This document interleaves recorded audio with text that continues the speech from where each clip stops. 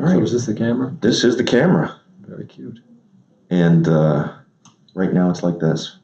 Getting to hang out here in Eagle Park, the American Meditation Institute with Leonard Perlmutter. Thank you for having us out here today. Pleasure.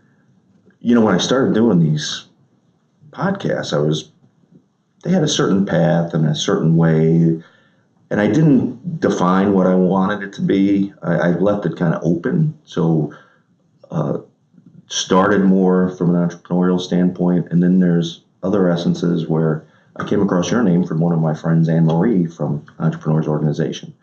And I said, I really want to do something on meditation, on thinking and how our minds work, that experience. And your name came up.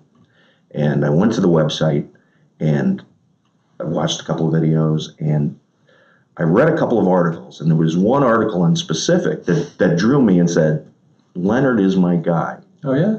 And it was the article on, do you really want our politicians to tell the truth? Which was an interesting thing for me from the standpoint is I stopped watching the news more than a year ago. Mm-hmm. I just put it aside because I felt it was making me angry. I felt I was getting too drawn into things that were really way out of my control.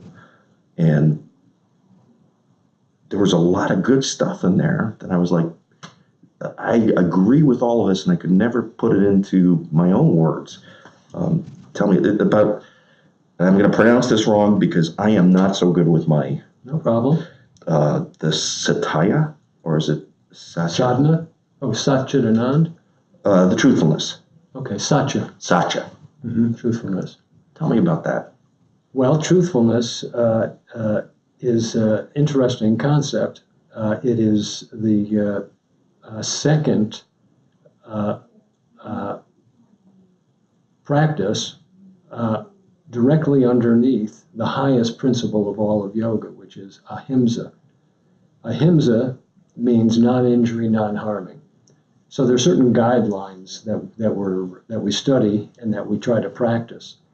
So the highest one is called ahimsa, non-injury, non-harming. So every thought, every word, every act is to be non-injurious. And if we can do that, if we can manage that, the promise is that we can live a happy, a healthy, and a secure and a rewarding life. If not, we'll experience different forms of pain, physical, mental, emotional. So that's the highest principle, ahimsa. But satya is right underneath it. And that teaches us that every thought, every word, every act must be truthful. But also, in order to be truthful, it also must be non-injurious, because the highest principle is ahimsa. So if you think that you have something to say that is the truth, but it is injurious, then it is relegated to a lower status as a fact and is not to be served. It forces us to dive deeper into the ocean of consciousness to find a pearl that will define my truth for the other person, but will be non-injurious. Okay. So we expect that people are going to tell us the truth. Mm-hmm. Is that one of those attachments where... Yes, we expect that. We have that. That's a great expectation and a great desire that we have. But that's not reality. No, it's not. And as we were discussing earlier, our perceptions are skewed by our conceptions. So we don't really experience the world. We experience what we think of the world. And so many of our concepts are faulty. So when we were children, we learned arithmetic, for example. And I remember my first grade teacher, and she had these flashcards. Remember them very well. And the student could see the front of the flashcard, and the teacher could see the back. The back had the problem and the solution for the teacher. We never could see that. We just saw the problem. And so there would be, for example, 1 plus 2. And then the teacher would ask, how much is 1 plus 2? And we would say, 1 plus 2 is 3. And she would say, that's correct, that's very good. And we would be very pleased. And we would learn that little equation, 1 + 2 is 3. But I personally know that I have had teachers who have taught me that 1 + 2 is 4. And I was young, I was naive, I was impressionable, I wanted to be accepted, and I believed her, even though it was patently false. Correct. And yet I stored that concept in my unconscious mind. And in certain kinds of relationships, even through and including today, that concept, 1 + 2 = 4, becomes my go-to concept when my emotional buttons are being pushed. And every time I employ that equation, 1 + 2 = 4, I find myself in pain. Mm-hmm. Now, let me hang on a second there, because Go ahead. 3 times this week already, I've had situations where in the past it would elicit an emotional reaction from me, or emotions that popped up. And the emotions popped up again this week on 3 occasions. Each time I stopped and spent some time trying to quiet my mind a little bit and think it through and not overreact to these feelings. Mm-hmm. You have an interesting analogy in one of your blog pieces, which was, it's like looking through a dirty windshield. Mm-hmm. Yes, that's right. That's right. So when we look through this dirty windshield of what we think is real and what is real, it's 2 different things, right? So that brings up a working definition of yoga. So from our perspective, yoga is seen as a philosophical and scientific metaphoric bridge in our lives. Yoga itself means union. And for our practical working purposes, we use the philosophy and the science of yoga as a bridge that connects our outer actions in the world, meaning thoughts, words, and deeds, with our own inner wisdom. And the more that we base our thoughts, our words, and our actions on our own inner wisdom, the consequence is always going to enable us to fulfill the purpose of life without pain, misery, and bondage. That's the theory. The application of that is the experiment, the relationship that requires a skillful action. So we ask ourselves, in the midst of a relationship that might be triggered with worry or fear or anger or judgment or desire, we're asked to take a moment and create a space between stimulus and response, which is certainly antithetical to our culture today, because in our culture today, you've got to spit out your feelings instantly. That's right. The culture, there's a lot of pressure to eliminate the space between stimulus and response. Mm-hmm. But really, our highest and greatest good is always provided us if we can lengthen the space between stimulus and response, because only when we have that space, it sort of like turns everything into slow motion. And in that space is my freedom of choice. So in that space between stimulus and response, I now can redirect my attention to one of the 4 major functions of my mind, which is known as my conscience.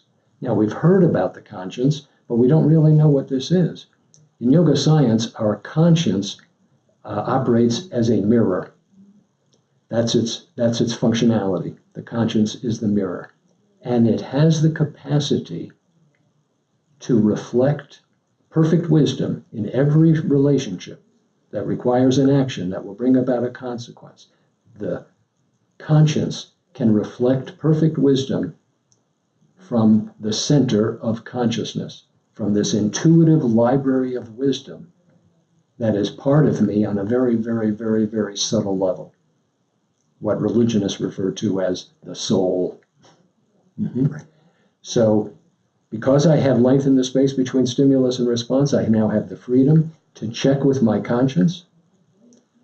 I receive that wisdom about the thought I should think, the word I should speak, the action that I should take. Then I have a little meeting. Sit down around the kitchen table with my ego, with my senses, with my unconscious mind, and with my conscience. All of us are seated around the kitchen table, and it's up to me as the parent to convince the ego, the senses, and the unconscious mind to defer to the panoramic perspective of my conscience, of the conscience. Now, those meetings can get out of hand pretty quickly if you don't meditate, because it's bouncing around. You're looking at different, going from... So meditation trains the mind. So meditation, for the sake of training the mind, imposes on us the challenge that for 60 seconds, I am going to give my full, complete attention to only one object, to the exclusion of any other uninvited thought, image, or sound. That might sound easy, but it's very difficult because our minds are addicted to stimulation. That's why we have literally hundreds and thousands of channels on the television and the internet. When we were children, we had three television channels, and then we had 4. Now there are so many, it's mind-boggling. So in the midst of meditation, just in 60 seconds, I have to learn how to deal with distractions, just for the sake of training the mind. So I learned that anything else that comes into my awareness in that 60 seconds is just a suggestion. It's not a command. So I honor the uninvited thought, image, or sound. I sacrifice it, and then I bring the mind back to the one object, which we refer to as mantra. Mantras are considered perfect harmonics. Everything we know from quantum physics tells us that everything in the universe is part of the shimmering vibration of particles and molecules. And so within this constellation that we call the universe, there are perfect harmonics that represent love and fearlessness and strength. So I'm changing my software by just giving my attention to the mantra. I am creating a channel in my unconscious mind of love and fearlessness and strength. And when an uninvited thought comes, I honor it, witness it, and sacrifice it, bring the mind back. So I'm training the mind. I'm training the mind to be one-pointed. I'm training the mind to create a space between stimulus and response, to be detached from what appears. I'm training the mind to discriminate between passing pleasure and perennial joy by checking with my conscience. And with that one-pointed attention, I'm also building the muscles of willpower so that I can learn to do what's to be done and learn not to do what's not to be done. Now, 2 years ago when I started my yoga practice, and it's a practice, it's not something that you just do and there it is. Or, it's like lifting 10 pounds. It's a practice. That's right. And I remember early on, probably in like my 3rd or 4th week of going, and I was going 2 or 3 times a week at the beginning. And the yoga instructor I had on Saturday, Jessica, we were going through a flow at one point, and she was very good. And I didn't realize what it was at the time, which was a guided meditation. As we were standing there, and put your hands up over your head, don't touch your hands, but feel the ball of energy.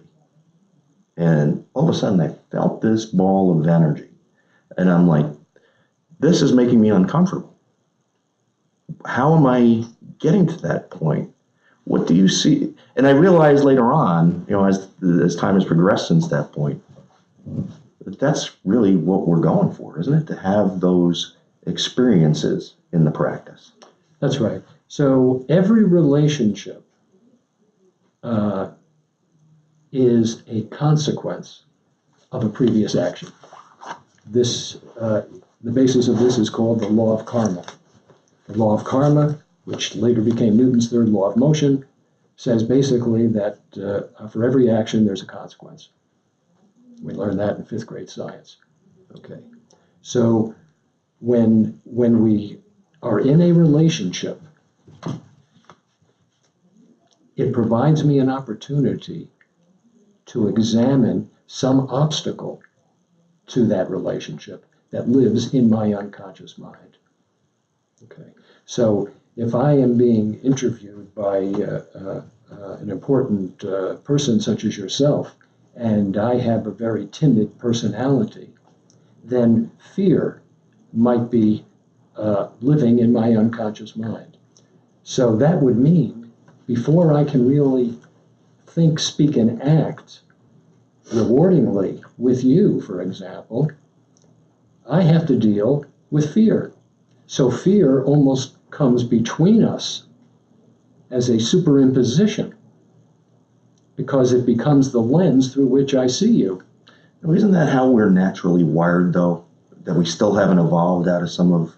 Well, we have definitely been wired that way, but we can be rewired. So we can rewire the software. That's right, and we can change the software, and that's what meditation does.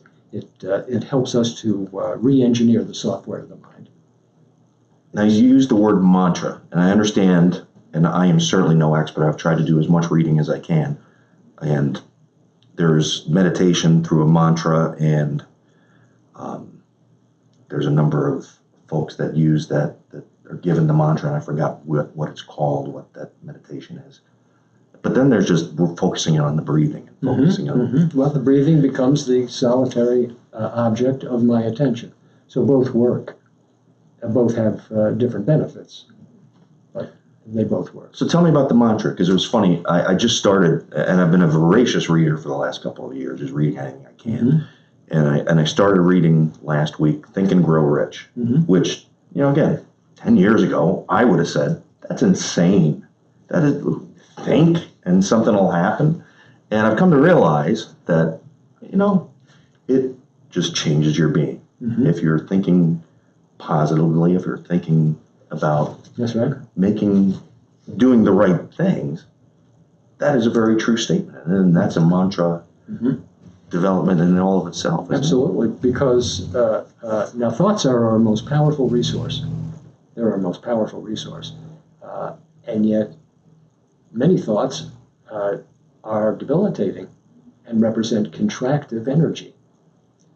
So thousands of years ago, if you lived in Syria and you wanted to visit Jerusalem, and it was probably pretty expensive and it took a lot of time, you get there, what do you find? You find a walled city, and there's an armed guard at the wall, at the gate, and you have to identify yourself.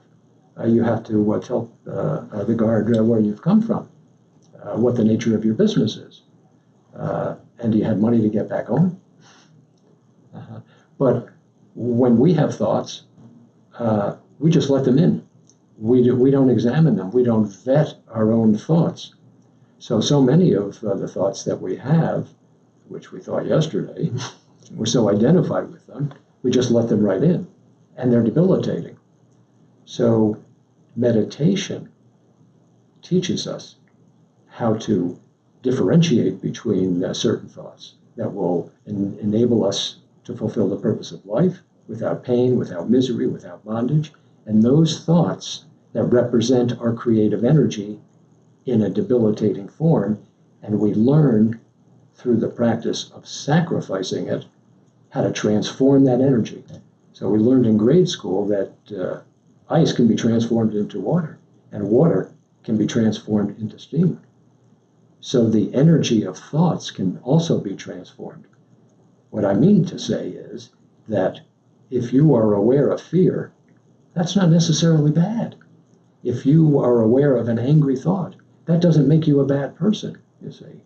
It's just not an appropriate thought to give your attention to act on it in this form.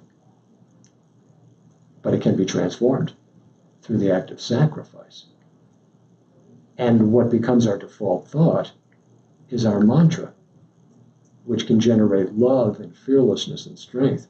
I think it was John in the New Testament who said something very profound when he said that in in the beginning was the Word was with God, the Word was God. So that's sort of like a mathematical equation. You have Word equal sign God.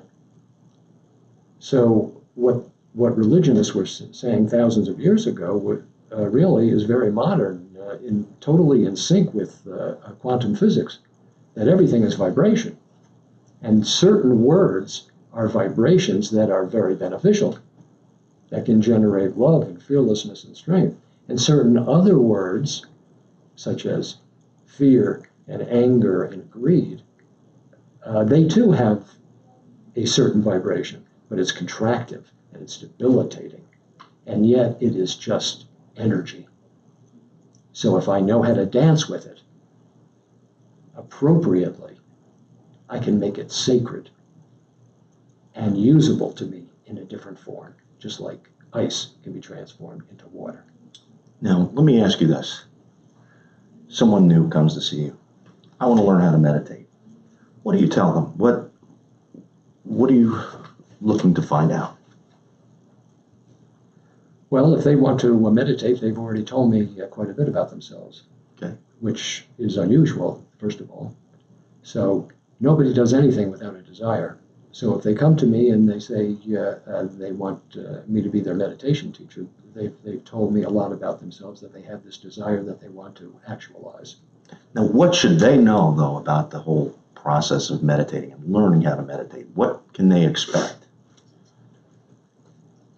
Well, what they can expect is that they'll feel better physically, mentally, emotionally, and spiritually. And that's my promise to them if they are interested enough and motivated enough to consistently do the practice, which is not necessarily easy because a lot of thoughts come into their awareness that dissuade them from sticking with it. Every human being already has a mantra installed on the hard drive of our mind. That mantra is the yeah, but mantra. This is very interesting, I say. Yeah, but I can't do that. I don't have time. I'm not good enough. I can't stop the mind from thinking. Well, we don't want the mind to stop thinking. All we want to do is learn how to direct the traffic. And so that's what we do. And relationships is where it happens. When I'm driving to work and somebody is driving very irrationally, maybe going 80 or 90 miles an hour and cuts me off in traffic, and I have to slam on the brake in order to avoid an accident, a little bubble comes forward from my unconscious mind into my conscious mind, and I am aware of anger. So now that I am consciously aware of anger, no longer unconscious, right, but it is conscious, I can do something with that anger. It's my energy. If I act on it in conflict with my inner wisdom, with my conscience, and I slam on the gas pedal to catch this fellow, to make life miserable for him as he has just made miserable my life for me, well, that's just going to grow the negative impact, because what's happening in my entire physiology is poison is flowing through my entire body. And my entire body is being poisoned by the anger. It's not even bothering this other fellow who cut me off in traffic. He doesn't care. Right. But I can sacrifice that anger, and I can transform it into positive energy, willpower, and creativity that I can use at another point. So in actuality, this fellow that cuts me off in traffic is doing me a favor. He is providing me a conscious relationship with something that previously lived in my unconscious mind. Now it's in my conscious mind, and I can transform it and benefit from it. That's yoga. Certainly is. Because I was always that guy that would get pissed off if somebody cut me off. That's right. I can tell you now, I mean, I don't like it when somebody will cut me off in traffic or is driving, but I process it and I move on from it. And if in a detached way, if we contemplate what's actually going on in the mind of that human being that motivated them to drive so irrationally, you'd have to have compassion for that person because their mind is out of control. Right. Chances are that person that cut me off in traffic was not even in the automobile at the time. No. Their consciousness was dealing with something that the mind was telling. Perhaps they had an argument with their spouse. They're still at home arguing with the spouse, even though their body is in the automobile. Well, Leonard, thank you so much for It's a pleasure. allowing me to come out here and talk to you a little bit about this. It is absolutely fascinating to me. I Good. told you before, I'm insanely curious. Good. And especially since I've had some experiences with this now, I feel more confident and comfortable with these feelings and emotions that come up because I practice somewhat regularly. I want to practice more. I need to make the space for it, but I know what it does. And just being able to handle things that come up in the course of a day or a week or a month, things that are not necessarily that we would perceive as not pleasant, but that's just how I'm looking through my dirty windshield. That's right. So we need to clean the windshield. And to do that, we have to be kind to ourselves because the highest principle is ahimsa, non-injury, non-harming. So what that means is, even for entrepreneurs, or especially for entrepreneurs, we have to learn to budget our time as conscientiously as we budget our finances. And so we have to make time for us. Meditation is a dire necessity. It's funny you use that making time for ourselves. I refer to it very often now as that's my selfish time. That's my time for me. And that's okay, you see. One concept that we have about selfishness is that's bad. But really, if you write the selfish with a capital S, your higher self, you're paying homage to your higher self so that you can learn to love yourself, then you will have the energy and the creativity and the clarity of vision to be able to be very successful in the world without pain, without misery, and without bondage. If I don't take that time for me, there's no way I can give my best to you or to my kids or to Derek or anybody else in my life. That's right. If I don't take that time. And that's one of the most valuable things I've learned in the last couple of years. That's right. Just one last thought, and that is that every relationship is with yourself. Even though the limitation of my brain and my senses see two individuals here with nothing between us, this nothing that is between us is pregnant with life, and this form, this human being and this human being would not really exist without this nothingness. And yet this body, this mind, these thoughts, they're all subject to change. And change they do. And yet there is something within me, which is my awareness, and there's something within you that is your awareness, that is part of an ocean of consciousness. So that's why Jesus, speaking as the Christ, says, love thy neighbor as thyself. Not because it's a cool idea, but because on the highest level of consciousness, your neighbor is yourself. Only in a different form to provide a relationship that will bring about an action that can bring about a consequence. So if I am not loving myself, I am detracting from you and everybody else. Because how long am I going to be on the planet if I don't love myself? Not very. Right. That's a hard life. That's right. Leonard, Thank you. thank you. I appreciate it. Awesome.